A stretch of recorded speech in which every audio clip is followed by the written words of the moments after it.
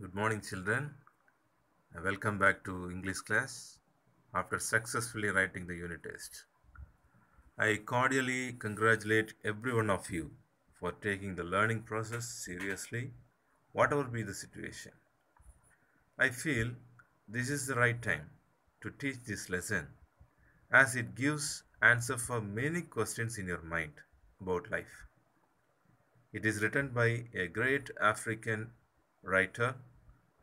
He is also a doctor, Dr. Christian Barnard, the first doctor who performed heart transplant surgery.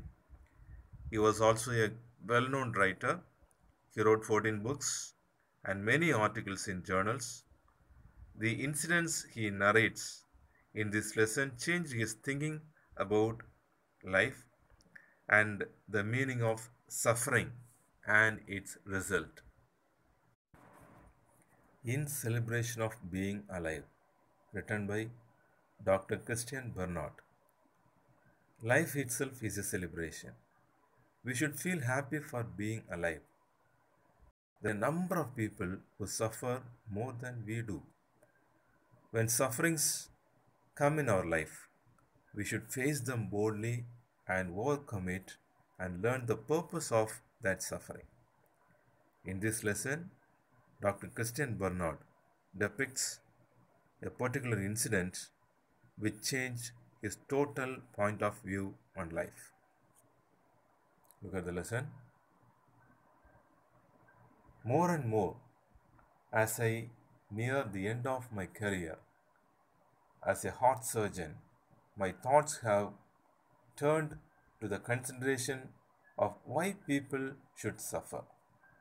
Suffering seems so cruelly prevalent in this world today.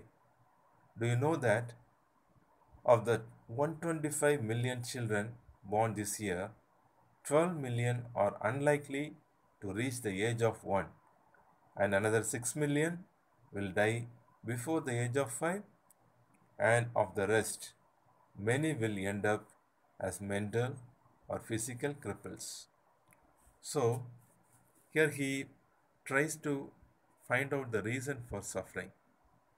More and more as I near the end of my career. So, it is the later part of his life as a heart surgeon, successful heart surgeon.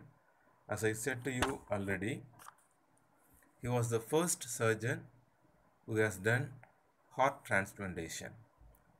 His thoughts have turned to the consideration of why people should suffer, why this suffering comes to life. Suffering seems so cruelly prevalent in the world today. So everywhere we can find out. It is very common, prevalent. It is commonly seen everywhere in the world today, suffering. Do you know that of the 125 million children born this year, so in the 125 million, that all the children are not alive in the end of that year. Around 12 million are unlikely to reach the age of 1, and another 6 million will die before the age of 5.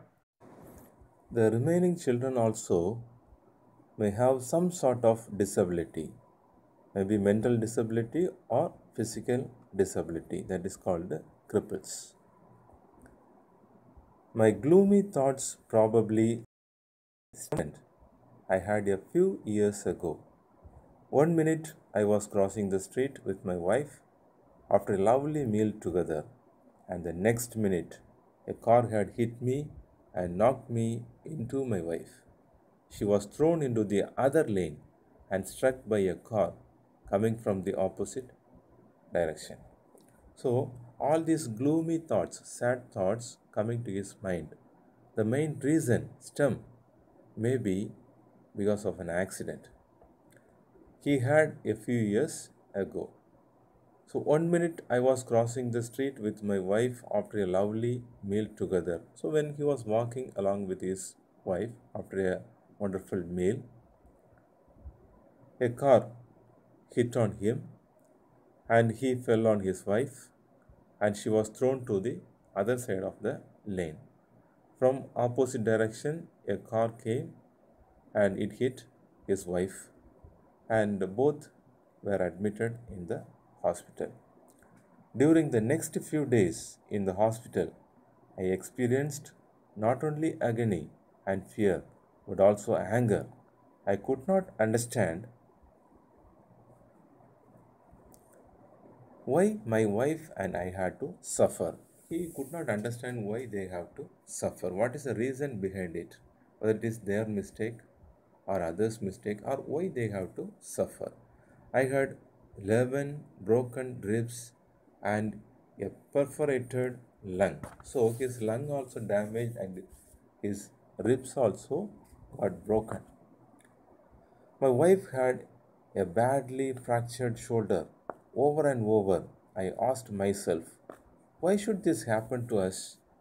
I had work to do. After all, there were patients waiting for me to operate on them. My wife had a young baby who needed her care, and he is getting a little bit of anger too. Not only agony, angry. He is getting angry. Why they have to suffer? Because he has a lot of work to do, responsible work. As a doctor, he has to operate so many patients, and his wife also had a young baby, and she has to take care of that baby. So why this accident happened to them? My father, had he still been alive, would have said, my son, it's God's will. That's the way God tests you. Suffering ennobles you, makes you makes you a better person.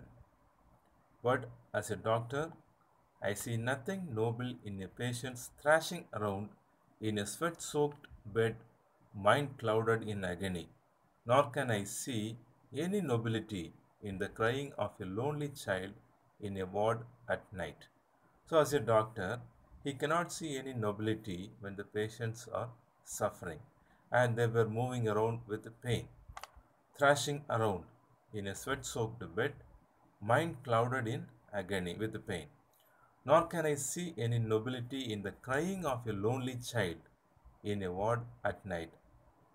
At night in the ward, if a child, a small child is crying, he cannot accept this as nobility.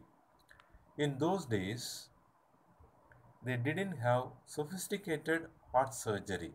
So during that time, the surgery, heart surgery also not fully developed, so not sophisticated. I have always found the suffering of children particularly heartbreaking, especially because of their total trust in doctors and nurses.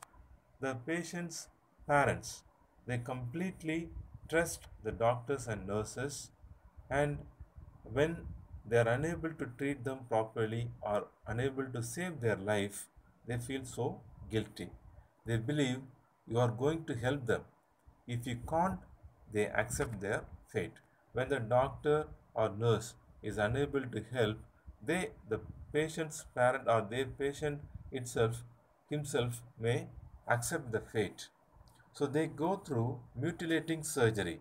Sometimes they go through the mutilating surgery, the removal of some tissues and all. It will damage them, and afterwards they don't complain. If that treatment goes wrong, then also they cannot complain. They won't complain. One morning, several years ago, I witnessed that. I called the Grand Prix of Cape Town's Red Cross Children's Hospital. So he is comparing a car race, Grand Prix, with an incident happened in that hospital, Red Cross Children's Hospital. It opened my eyes to the fact that I was missing something in all my thinking about suffering, something basic that was full of solace for me. So that incident changed his mindset, his approach on suffering. So he learned something new, that is a turning point in his life. Something